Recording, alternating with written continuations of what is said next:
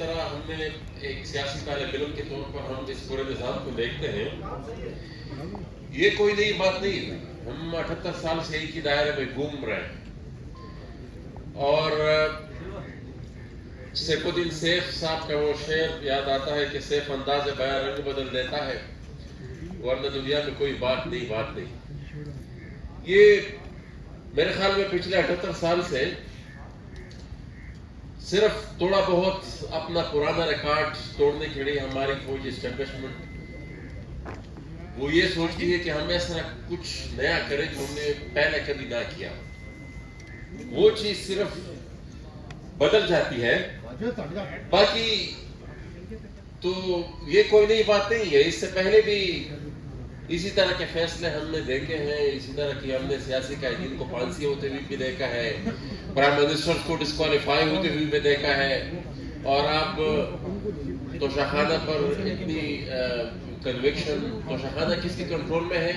یہ جو لوگ ریاستی ڈھانچے میں رہ چکے ہیں، اسپیکر صاحب، اور اگر کوئی یہاں پر وفاقی کابینہ کا کوئی ماضی میں ممبر رہ چکے ان کو پتہ ہوتا ہے کہ کتنا ان میں ملٹری سیکٹری کا ہاتھ ہوتا ہے، کتنا اس کے علاوہ کسی اور کا ہاتھ ہوتا ہے، کسی اور کے کنٹرول میں ہوتا ہے. تو اس میں تو میرے خیال میں کانسٹیٹیوشنل آرڈر جو ہے اس ملک کا وہ ٹوٹ چکا ہے. اس ملک میں کوئی آئین نہیں ہے.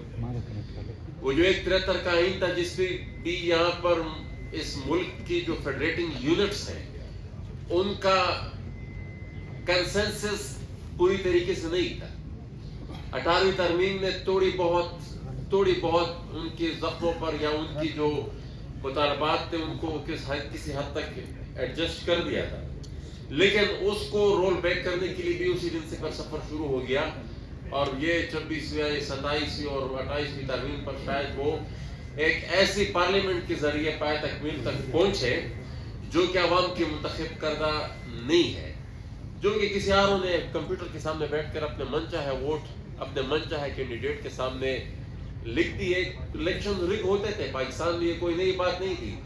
لیکن اس دفعہ تو وہ جو ہمارے پشتوں میں کہتے ہیں کہ پسوں میں پسا پرسنڈا خیجا والے، اس طرف تو وہ باقی پولیٹیکل ورکرز کا اس پورے نظام سے اعتماد اٹھ گیا ہے.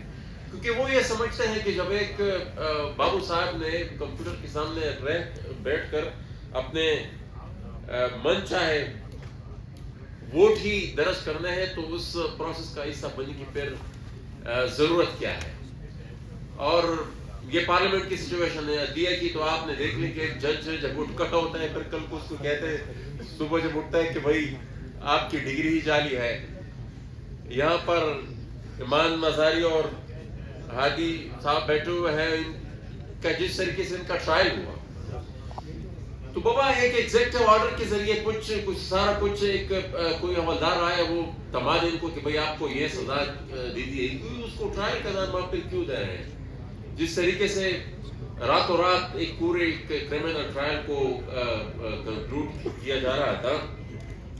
باقی بلوچستان کی جو سچویشن ہے، پختونخوا کی جو سچویشن ہے، اور اچھا اس کو یہاں پر یہ بھی بحث ہوئی کہ یو این رپورٹرز اور international community X Y Z خاموشی تو ایک طرف رکھ دیں، جتنے بھی یہاں پر غیر آئینی غیر قانونی کام ہو رہے ہیں اس کو انڈورسمنٹ وہاں سے ملتی ہے، الٹا پروٹوکول ملتا ہے. وہ اس لیے ملتا ہے کہ ایک نیا جنگی چیکا ملنے والا ہے اور ایک نیا گندا کام یہاں پر ایک نئی پراکسی وار یہاں پر شروع کرنا چاہتے ہیں. یہ سروسز پرووائڈ کی جا رہی ہیں اور انہی سروسز سے میرے خیال میں انگریز سے وقت سے اس سرزمین سے یہ سروسز پرووائڈ کی جاتی رہی ہیں کہ جہاں پر بھی جنگ کی ضرورت ہوتی ہے اس سرزمین کو اور اس کے بسنے والے کو بطور ایک را مٹیریل اس میں استعمال کیا جا رہا ہے تو وہ وہاں سے اس کی انڈورسمنٹ اس کو ملتی ہے. یہاں پر اسٹیٹ اور نان اسٹیٹ ایکٹرز کے ذریعے اس پوری ریجن کو چلایا جاتا ہے. بلوچستان میں کہیں پر ڈیڈ اسکواڈ ہے، ہمارا پختونخوا میں کہیں پر گڈ طالبان ہے، کہیں پر پھر بیڈ طالبان ہے. ڈائریکٹلی انڈائریکٹلی وہ سارے ہیں کنٹرولڈ. تو اس طریقے سے یہ اسٹیٹس چلتے نہیں ہیں. یہ ایک آج کل اس کو دیکھ لے کہ بدماشی کے لیے اس کا متبادل پارلیمانی لفظ اسپیکر صاحب بیٹھے ہوئے ہیں، یہ ان کو ہمارے ان سے کافی اس طرح کے الفاظ کے بارے میں ہمارا واسطہ پڑتا تھا. بہرحال ایک اور گزارش یہ ہے کہ یہ جو جن کے پاس طاقت ہوتی ہے وہ خود سے کبھی سرنڈر نہیں کریں. ان کے ساتھ بیٹھنا کہ بھائی آپ اپنی طاقت مجھے دے دیں کیونکہ آئین نے مجھے دی ہے، وہ کبھی نہیں کریں گے. آئین نے ہمیں دی ہے لیکن انہوں نے زبردستی چھین لی ہے. اب اس کو دوبارہ چھیننے کا جو آئین میں لکھا ہے، اور آئین بائی دا وے جو آئین جس طرح میں نے شروع میں کی وہ کانسٹیٹیوشنل آرڈر ٹوٹ چکا ہے. یہ جو یہاں پر فیڈریٹنگ یونٹس ہے میرے خیال میں وہ اس موجودہ سوشل کنٹریکٹ پہ شاید ولنگلی، زبردستی تو الگ سی بات ہے، ولنگلی وہ شاید اس پہ اس فیڈریشن میں آگے چلنے کو پھر تیار نہ ہو.